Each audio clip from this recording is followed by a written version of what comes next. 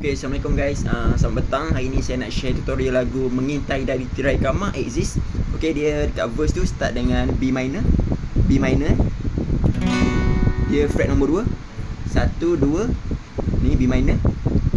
Dinginnya angin malam, C sharp ini menyapa tubuhku, F sharp minor. D, F sharp minor. Namun tidak dapat mendinginkan hatiku, baru C sharp yang kau hangatkan.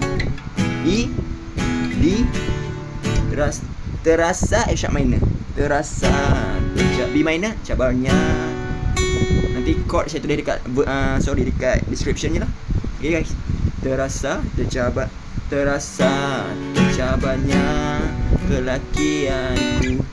Ini C sharp dengan sikap F sharp minor, E, F sharp minor juga. Mentanglah aku ini insan kekurangan, C sharp. Senangnya kau mainkan.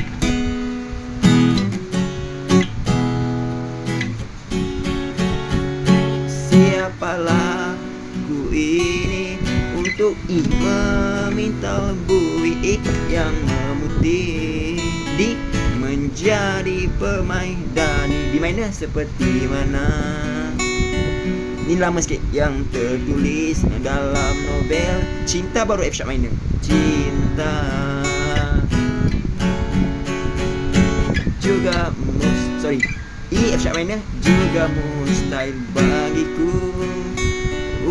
Gapai bintang di langit menjadikan hantar syarat untuk milikimu. Semua itu sungguh aku tak termampu baru C sharp. Lepas tu D, silap. Okay, sampai situ je lah guys. Lepas tu masuk dia punya chorus lah. Okay guys, thank you guys for watching.